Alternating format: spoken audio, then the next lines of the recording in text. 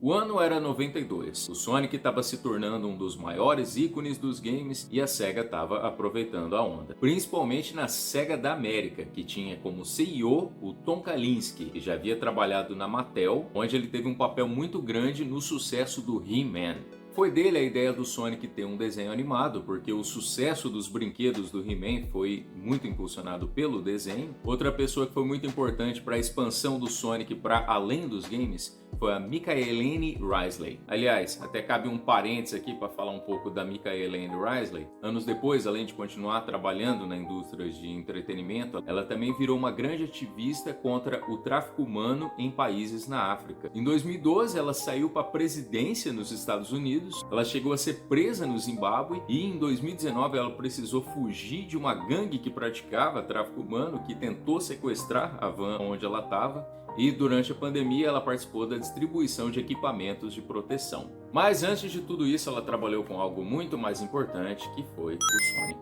Uma das primeiras tarefas dela dentro da Sega foi a negociação com a ABC e a DIC para a realização da primeira série animada do Sonic. E durante a produção desse desenho começou a se falar de um filme do Sonic. Isso partiu da Sega. Não se sabe se a ideia veio do Tom Kalinske ou do Shinobu Toyoda, que era o vice-presidente e diretor de operações na Sega da América. Logo botaram Michaeline Risley para procurar gente em Hollywood que fosse interessada no projeto. Risley já tinha alguma experiência no mundo dos filmes e conversou com vários produtores até chegar em Edward Pressman, que foi produtor em O Corvo, Street Fighter e o filme do He-Man. Tava todo mundo cauteloso com esse projeto, porque não ia ser apenas um filme, ia ser algo muito importante para a marca Sonic the Hedgehog. A procura por um estúdio se arrastou até 94, quando a Sega firmou um contrato com a MGM e a Trilogy Entertainment. Tom Kalinske nessa altura já expressava um certo receio que um filme ruim poderia prejudicar a marca. Ele dava como exemplo o filme do He-Man, que em nada ajudou na venda dos brinquedos. Ele próprio, enquanto ainda estava na Mattel, foi um dos que vetaram um projeto de filme da Barbie, que também teria Edward Pressman como um dos produtores, por causa desses temores de manchar a imagem da personagem. E nesse ponto já tinha saído o filme do Mario, que foi uma decepção na bilheteria, que meio que reforçava essa preocupação. Mas isso não preocupava a Sega como um todo e o filme do Sonic ainda estava indo a todo vapor. Através da MGM e da Trilogy chegaram no roteirista Richard Jefferies. Nessa época, Jefferies tinha filmes de terror no seu currículo. Ele já tinha trabalhado com a Michaeline Risley quando ela ainda estava na Marvel, num projeto de filme do surfista prateado que também foi cancelado. Então já pegaram um cara meio pé frio. A Sega estava em alta com o sucesso do Mega Drive e os preparativos para o seu próximo console, que seria o Sega Saturn. O jogo planejado para ser o carro-chefe do Saturn seria o Sonic X-treme, que ia ser o primeiro jogo 3D do Sonic. E a Sega queria que o lançamento do Sega Saturn, Sonic X-treme e o filme do Sonic fosse tudo coordenado. Então, se desse para encaixar Sonic X-treme e o Sega Saturn na história, seria ótimo. Para ter as informações necessárias e a inspiração, o roteirista Richard Jefferies passou um dia todo no Sega Technical Institute, conversando com o desenvolvedor Yuji Naka. Com o que ele absorveu desse dia na cabeça, ele escreveu um roteiro que ele enviou para a Sega e para a MGM em maio de 95. O nome desse roteiro era Sonic the Hedgehog Wonders of the World, ou Maravilhas do Mundo. O roteiro abre com um menino de 12 anos chamado Josh Pink na frente da sala de aula, lendo um trabalho que ele escreveu sobre um piloto de testes chamado Sonic, que morreu num acidente aéreo enquanto tentava quebrar a barreira do som. Isso é uma referência a uma possível origem do Sonic que consta em um dos arquivos internos da Sega. A gente pode falar sobre isso num outro vídeo. O trabalho do menino não está pronto e ele está improvisando algumas partes. A professora fala para ele trazer o trabalho pronto no dia seguinte, senão ela vai chamar os pais dele. O modo como o Josh é descrito no roteiro é que ele é um menino desajeitado, na idade mais desajeitada, no período mais desajeitado da sua vida. Nenhum ator chegou a ser escalado ou sugerido para esse filme, mas esse filme ia sair em 96 ou 97, então dá pra gente imaginar exatamente o tipo de menino que ia interpretar esse Josh Pink. Seus pais são divorciados e ele sente que nem seu pai nem sua mãe ligam muito pra ele. E sim, a gente ainda tá falando de um filme do Sonic. O pai dele é um gênio da informática desempregado que montou um sistema de memória holográfica chamado XRI, uma sigla para Extremely Radical Intelligence. E aí já começamos com a ligação com Sonic Extreme. O pai do Josh pediu para ele não mexer no XRI, então claro que o Josh vai mexer. Ele pede para esse computador escrever para ele o trabalho escolar sobre esse piloto chamado Sonic. Tem duas versões dessa parte. Em uma, ele não consegue fazer esse computador funcionar, então ele pluga no computador o Sega Saturn dele para jogar Sonic Extreme. E na outra versão, o computador não reconhece o nome Sonic, então ele pluga o Sega Saturn dele com o Sonic Extreme para mostrar para o computador o nome Sonic, porque aparentemente não tem um teclado na máquina, é só comando de voz. De qualquer forma, o menino pluga o Sega Saturn dele no XRI e ele tá lá jogando e de repente o Sonic para de responder aos controles e começa a se controlar sozinho. Ele acaba sendo transportado para o mundo real e fica cara a cara com o Josh. Isso é descrito como um momento em que dois amigos se conhecem. E aí você imagina um Sonic com recursos de CG do meio da década de 90, saltando da tela e se mexendo e interagindo com o mundo live action. Nessa época dava para fazer um filme do Gasparzinho, que se movimenta como se fosse uma bexiga cheia de hélio, mas eu imagino que fazer um Sonic já seria algo um pouco mais complexo para aquela época. Com a curiosidade do Sonic, ele corre para lá e para cá e acaba com o apartamento. No meio da confusão, o Robotnik escapa também. O roteiro diz que há anos ele espera pela oportunidade de escapar do mundo dos games. Sonic tenta pegar o Robotnik, mas ele fica confuso pelo mundo real. Quando ele tenta correr sobre as casas, as telhas e as chaminés se quebram. Quando ele bate num poste, ele se machuca de verdade e sente dor. Quando ele tenta correr entre os carros, ele causa acidentes. O mundo real é caótico e doloroso demais para ele. E ele descobre que quanto mais tempo ele passa no mundo real, mais fraco ele vai ficando. O pai de Josh encontra o apartamento todo bagunçado e o XRI destruído, e o Josh mente falando que eles foram assaltados. A mãe de Josh chega e briga com o pai do Josh e leva ele embora para casa dela. Durante a noite, o Sonic consegue encontrar a casa da mãe do Josh, entra no quarto dele e o acorda. Imagina, no meio da noite, você ser acordado por um Sonic CG anos 90. O Sonic está bem enfraquecido e assustado com o mundo real.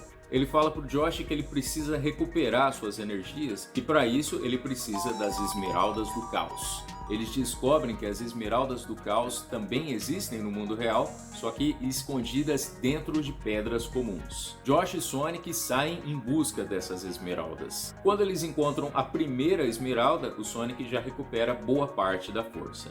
O Josh quer ver como que é ser o Sonic, então o Sonic dá para ele uma parte do poder. E aí o Josh, como se tivesse virado um Red Bull com café, termina o seu trabalho escolar em 30 segundos. Quando o efeito passa, o Josh pede mais, mas Sonic avisa que esse poder é perigoso e que é preciso aprender a dominá-lo. Enquanto isso, o Robotnik pegou um parque de diversões abandonado para fazer dele a sua base de operações e planeja usar o poder das Esmeraldas do Caos para dominar o mundo real. Ele alista uma gangue de valentões de escola e dá para eles implantes robóticos. Eles se tornam o que o roteiro chama de Bully Bots. Os Bully Bots saem à procura das esmeraldas. Sonic e Josh descobrem os planos do Robotnik.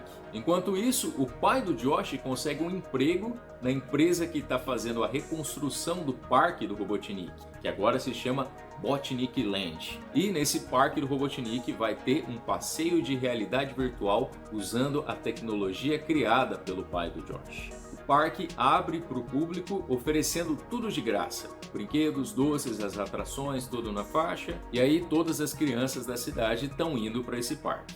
Mas Josh e Sonic descobrem que Robotnik está usando o brinquedo de realidade virtual para substituir as crianças por clones robóticos delas, chamados de Kinderpots. As crianças verdadeiras são colocadas para trabalhar quebrando pedras para procurar as Esmeraldas do Caos. Talvez foi esse roteiro que fez a Micaelene Risley ser ativista Enquanto isso, os pais dessas crianças recebem os clones robôs dos seus filhos e estão mais bem comportados do que nunca. Parte do plano do Robotnik com o XRI é digitalizar as maravilhas do mundo, como o Monte Everest e a Floresta Amazônica, recriá-las no mundo virtual e cobrar entrada para as pessoas poderem ver. Basicamente, ele está criando o metaverso anos antes do Zuckerberg. Ou ele está vendendo NFT das maravilhas naturais do mundo. O roteiro diz que Sonic e Josh precisam deter esse plano maligno. Josh fica com medo, mas Sonic diz que ele precisa lutar pelo que ele acredita e dar tudo de si. Tem uma luta entre Sonic, Josh e os Bullybots. Sonic é capturado e Josh tenta falar para os seus pais sobre o Sonic, Robotnik e tudo mais, e eles não acreditam. Josh começa a ver cada vez mais clones robôs das crianças. O roteiro diz que os clones fazem tudo que os pais mandam, eles comem suas ervilhas, eles arrumam quarto, fazem a lição de casa, e Josh teme que mundo terrível vai ser quando o Robotnik mecanizar tudo. Se lembrando das palavras do Sonic de lutar pelo aquilo que acredita, Josh bola um plano de libertar o Sonic, usar ele como isca para mandar o Robotnik de volta para o mundo dos games. Ele liberta o Sonic e consegue executar esse plano, mas as crianças prisioneiras acabam sendo mandadas para o mundo virtual junto com o Robotnik. Josh e Sonic também vão para o mundo dos games e lá eles têm uma batalha contra o Robotnik. Os pais de Josh aparecem e ajudam na vitória contra o Robotnik e Robotnik foge e desaparece para o mundo virtual. Tem um momento triste em que Sonic decide que vai permanecer no mundo virtual para ficar de olho no Robotnik. A aventura faz com que os pais de Josh percebam o quanto eles se amam e eles voltam a ser uma família feliz. O XRI é guardado em segurança e Josh promete para o pai dele que nunca mais vai mexer com ele. E o filme terminaria com Sonic numa tela de TV dando uma piscadinha para o Josh antes de voltar para suas aventuras no mundo dos games. A Mika Elaine Riley diz que foi a SEGA do Japão que acabou com esse projeto. Ben Densham, um dos produtores da Trilogy, diz que o problema foi que não houve um consenso entre a SEGA e os estúdios sobre o rumo da história. Para o roteirista Richard Jefferies, o problema foi uma disputa entre a SEGA e a MGM sobre quem ia ficar com a maior fatia do bolo. Mas ele também fala da possibilidade que a MGM percebeu que o Sonic estava ficando um personagem meio fora de moda e eles não queriam jogar dinheiro num barco furado. E, de fato, se o filme tivesse saído, teria coincidido com um período em que o Sonic estava bem em baixa, que seria lá por 96, 97. Nesse período, a SEGA como um todo não estava no seu melhor. O Saturn foi uma decepção de vendas por uma série de fatores. Sonic Stream foi cancelado e deixou uma geração de consoles sem um grande jogo do Sonic. De qualquer forma, essa não foi a última tentativa de um filme do Sonic. Em 2002, teve outro projeto que não foi para frente e dessa vez teria o envolvimento de Ken Benders. Vamos falar sobre esse outro filme cancelado do Sonic em um vídeo em breve. E se você não sabe quem é Ken Benders, você vai ter que conhecer ele. Clica aí no vídeo para você conhecer essa figura. Ou clica aí na playlist para conhecer outras histórias de filmes cancelados. Um abraço e até uma próxima.